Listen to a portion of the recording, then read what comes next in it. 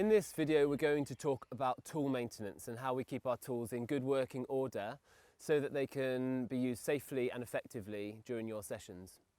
So there are a few general principles about storing your tools and how we look after tools and equipment to keep them safe and keep them in good working order. One of the things that we need to practice regularly is checking the tools and making sure that they stay dry. It's really important that when the weather is wet and it's damp outside that we always dry our tools off after we've used them. And that just involves taking them out maybe at home or back in your setting, drying them with a cloth or a rag, maybe oiling them to just keep any moisture out. The other thing to think about is where you store your tools. So at the moment we've got them in this canvas bag. You can buy plastic boxes which are more waterproof but slightly more difficult to transport. You can buy leather carry bags which are slightly more waterproof. Again, these ones are good for mobility, they're nice and light, but they aren't as waterproof, so you do need to be aware of keeping tools dry.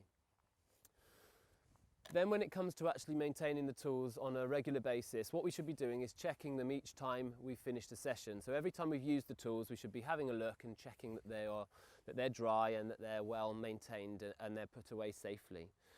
As we mentioned, all of the blades should be covered when the tools are in the tool bag here, so that we haven't got any loose blades in here which are going to pose a threat or a hazard if we put our hands into the tool bag.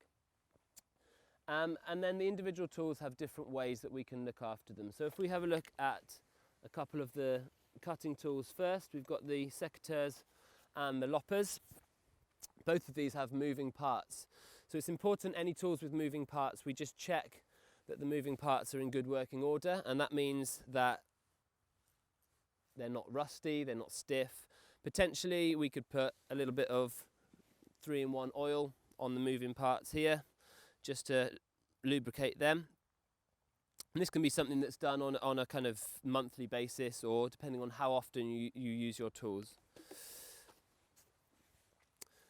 The other thing to check with these is that there are no cracks in the blade, that there is nothing that is damaged at all, and that these bolts are tightly done up. There's also a catch on these which needs to be in good order so that this is safe. So again, it can be locked and put away safely in the bag. With the loppers, much the same. Check that they are not too loose so they don't fall open. A little bit of oil on the moving parts. And with both of these tools as well, we can clean the blade. So I find that quite a good way to clean the blade is with a rag, an oily rag, or you can use an old toothbrush. And this is quite a handy way of just getting any of the old debris off the blades after you've used them. I recommend using a glove if you're working near the blades, and you can just literally brush off any of that old debris. So those are the secateurs and the loppers. When we're working with some of the other tools, like the cutting tools, the saws, you can't really sharpen the blades of the saws, but what we can do is we can change the blades if we need to. So we've got the hacksaw here, we've got the pruning saw, and we've got the bow saw. Now you can change the blade on all of these saws, different techniques to do that, and it's worth familiarising yourself with how your particular tools work so that you know when you can change the blade and how to do that. So again, before changing the blade, we're just checking it each time we use it, making sure that it's dry, making sure that there's no debris. Again, the toothbrush comes in really handy here to just literally brush the teeth of your saw, brushing away from yourself to make sure that you're not working with the blade towards your body. And that will just drive any moisture out so that you're keeping that blade nice and clean. With the bow saw, we always cover the blade, just like all the tools.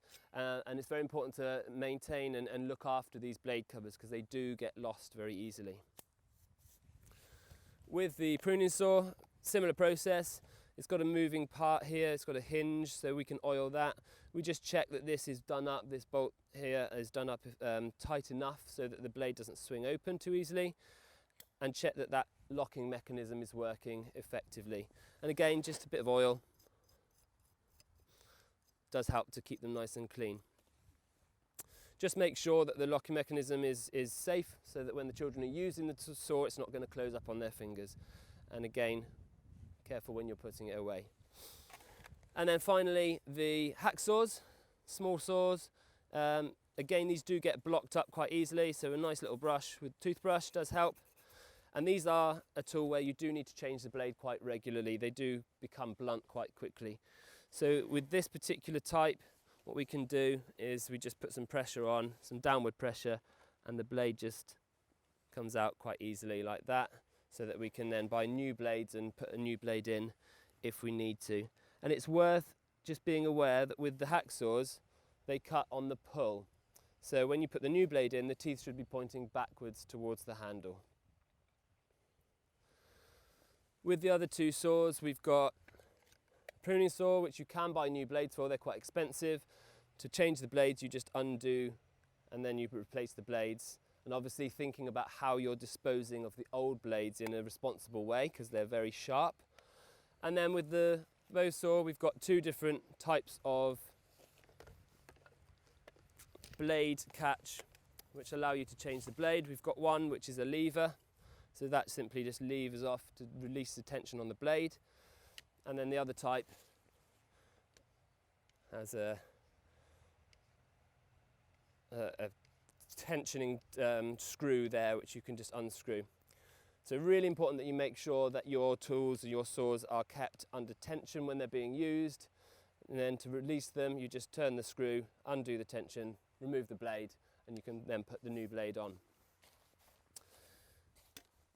So finally, there are some tools which we can sharpen. And sharpening is something that's usually done on a monthly basis, perhaps every term, every half term. You might take the tools home with you, lay them out on a workbench and actually go through and sharpen all of the tools as needed.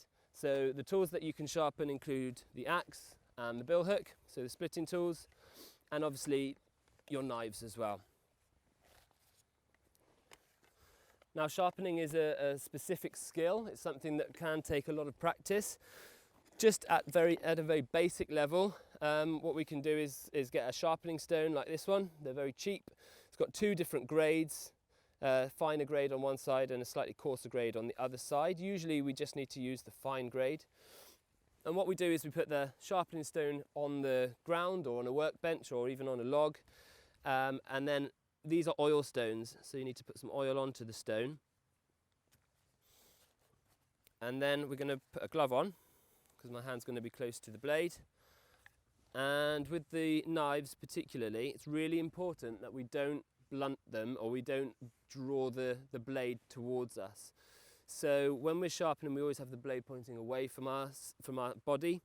And what we do is we're just going to find the angle of the blade. So if you lay the knife flat on the stone and then just tilt it slightly away from you, you'll find the correct angle. We don't want to go too steep because otherwise you're going to remove the sharp edge altogether. And once you've found the right angle, it is just a matter of carefully making little circles with the oil and the stone and moving the blade up and down. Doesn't have to be a quick motion, nice and slow and steady is the way to do it. And then the same on the other side. Take that off so that we can sharpen both of the cutting edges. Okay. And then when you've done that, again, thinking very carefully about keeping that blade away from you, you can just give it a little bit of a wipe with a cloth.